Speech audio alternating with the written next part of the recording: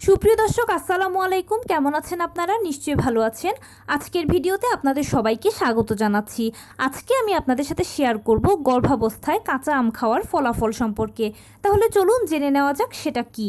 By the way, মূল ভিডিওতে যাওয়ার আগে একটা কথা বলি, আমি আমার চ্যানেলে pregnancy related, specially normal delivery related অনেক ইম্পর্টেন্ট তথ্য ভিডিও আকারে শেয়ার করে থাকি। এই তথ্যগুলো আমার পার্সোনাল এক্সপেরিয়েন্স ও আমার ডক্টরের সাজেশন থেকে নেওয়া। তাই আমার চ্যানেলটিকে যদি একবার আপনারা ভিজিট করেন তাহলে আপনারা আপনাদের প্রশ্নাতীত মনের অনেক প্রশ্নের উত্তর পেয়ে যেতে পারেন। আমন্ত্রণ জানাবো আমার চ্যানেলটিকে একবার ভিজিট করে দেখার। এবারে চলুন মূল আলোচনায় যাওয়া যাক। আমি শুরুতেই বলেছি আজকে আলোচনা করব গর্ভাবস্থায় কাঁচা আম খাওয়ার ফলাফল সম্পর্কে। এখন মৌসুম হচ্ছে কাঁচা আমের। বাজারে প্রচুর কাঁচা আম পাওয়া যাচ্ছে, গাছে গাছে ঝুলছে কাঁচা আম। দেখতে যেমন সুন্দর, খেতেও ভারী মজা।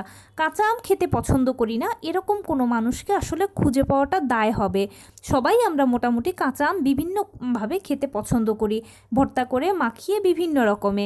কিন্তু গর্ভাবস্থায় আপনি যে কাঁচা আম খাচ্ছেন বা খাওয়ার কথা ভাবছেন, আপনার কী ফলাফল হতে পারে, ভালো না মন্দ? দেখুন, প্রথমত হচ্ছে কাঁচা আম একটা মৌসুমি ফল, আর গর্ভাবস্থায় অবশ্যই মৌসুমি ফল আপনাকে খেতে হবে। কেননা মৌসুমি ফলগুলো শরীরের রোগ প্রতিরোধ ক্ষমতা তৈরিতে সহায়তা করে। তাই আপনি গর্ভাবস্থায় কাঁচা আম নিয়মিত খাবেন, এটা আপনার শরীরের রোগ প্রতিরোধ ক্ষমতা তৈরিতে সহায়তা করবে। দ্বিতীয়ত হচ্ছে কাঁচা আমে রয়েছে প্রচুর পরিমাণে ভিটামিন সি। ভিটামিন সি আমাদের শরীরের রোগ প্রতিরোধ ক্ষমতা তো বাড়ায়, সেই সাথে আমাদের শরীরের স্কিনকে ভালো রাখে, আমাদের চুল মজবুত রাখে, দাঁতের জন্য এটা ভীষণ ভালো। এছাড়া শারীরিক অন্যান্য অনেক জটিলতা ভিটামিন সি এর মাধ্যমে দূর হয়ে যায়। তাই এটা আপনার জন্য যেরকম ভালো হবে, ভিটামিন সি এর ভালো উৎস হবে, আপনার বাচ্চার জন্য ভালো হবে। তাই অবশ্যই গর্ভাবস্থায় কাঁচা আম খাবেন। এছাড়া কাঁচা আমে রয়েছে প্রচুর পটাশিয়াম, যেটা শক্তির একটা অন্যতম উৎস।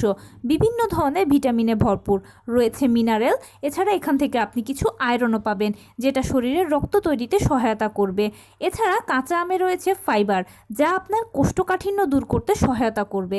তাছাড়াও কাঁচা আম আপনার মুখের অরুচিকে দূর করবে।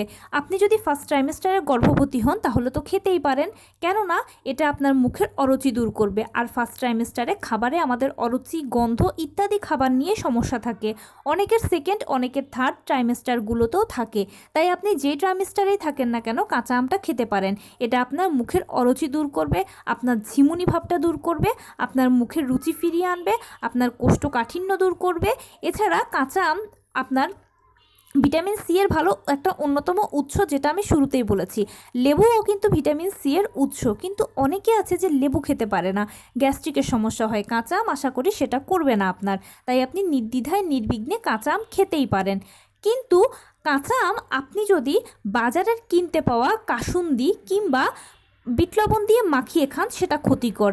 কেননা বাজারে কিনতে পাওয়া কাসুন্দি, বিট লবণ বা বাজারে কিনতে পাওয়া বিভিন্ন ধরনের যে উপাদানগুলো, সেগুলো যদি মিক্স করে খান তাহলে এতে আপনার ক্ষতি হবে। কেননা এগুলোতে বিভিন্ন ধরনের কেমিক্যাল মেশানো থাকে, যার ফলে এটা আপনারও বাচ্চার জন্য ক্ষতিকর হতে পারে। তাই ঘরে তৈরি কাসুন্দি বা বিট লবণ মিশিয়ে যদি খেতে পারেন তাহলে এটা অনেক বেশি পুষ্টিকর হবে। তাই সাজেশন দেব, কখনোই বাজারের কিনতে পাওয়া উপাদানগুলো দিয়ে প্লিজ খাবেন না, হোমমেড উপাদানগুলো দিয়ে খান।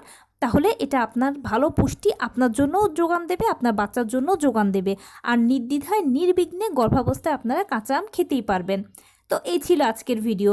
কেমন লাগলো বলুন? যদি ভালো লেগে থাকে তাহলে প্লিজ লাইক, কমেন্ট, শেয়ার করতে একদম ভুলবেন না। আর সেই সাথে আমার চ্যানেলটিকে সাবস্ক্রাইব করার বিনীত অনুরোধ রইল। এছাড়া আপনাদের যদি কোনো প্রশ্ন থাকে আমাকে কমেন্টসে জানাবেন, আমি সর্বোচ্চ উত্তর দেওয়ার চেষ্টা করব। এছাড়া যদি কোনো পরামর্শ থাকে যে কোন বিষয়ের উপরে ভিডিও বানালে আপনাদের সুবিধা হবে, অবশ্যই সেটাও জানাবেন। আমি আপনাদের পছন্দের সর্বোচ্চ প্রায়োরিটি দিব। ভালো থাকবেন, সুস্থ থাকবেন। আসসালামু আলাইকুম।